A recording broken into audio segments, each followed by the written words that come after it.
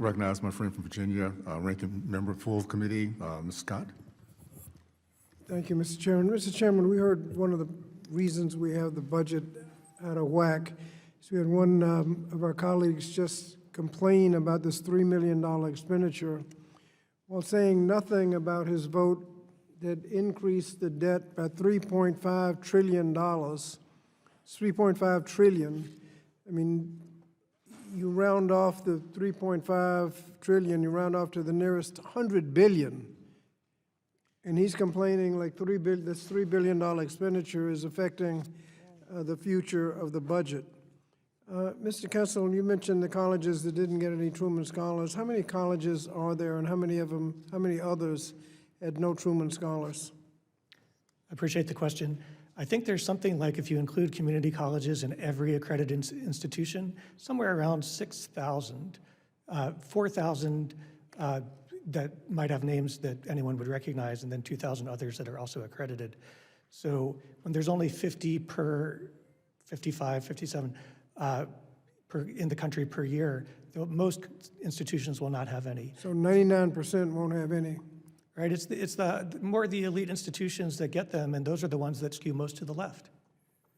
99% won't get any if they're randomly distributed. Mr. Hess, did you study any other fellowship programs to see if they have this kind of bias? The Rhodes Scholarship, sir. And what did you find there? Similar findings, sir.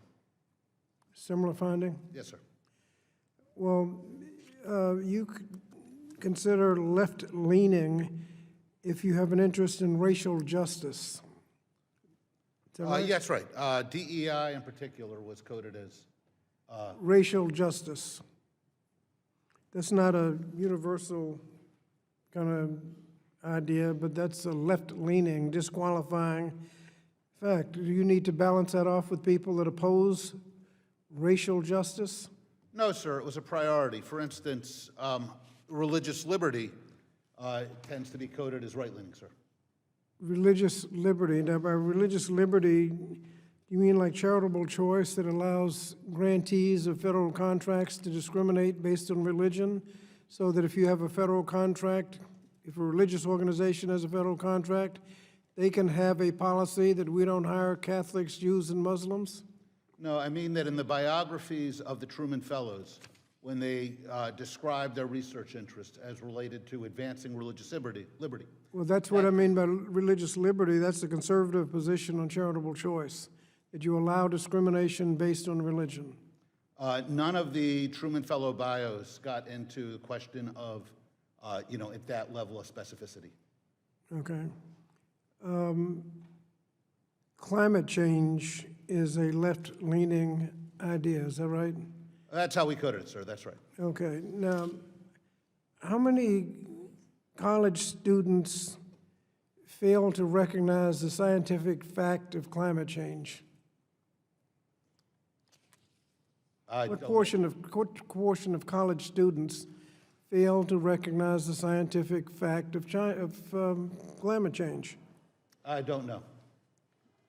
What portion of college faculty prospective college faculty can get hired if they say they don't believe in science?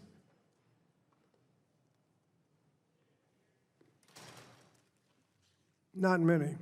Let me ask Ms. Harrington a couple of questions. In terms of access to education, you said a lot about what that big ugly bill did. Just generally, what does that do to access to education? Puts it further out of reach. It makes college more expensive, more inaccessible, and it makes it harder for people to go and to stay in repayment and positive repayment once they get out of college, if they're able to go. And what about medical school in particular? It's going to put it out of reach for many students of color, and so we're going to have a dearth of Black and brown doctors, lawyers, nurses, teachers, all because of these caps that are made and the lack of investment put back into these professions and communities. Are you familiar with what the Department of Education is trying to do with the public service loan forgiveness in terms of eligibility based on ideology? Yes, sir. And how does that work?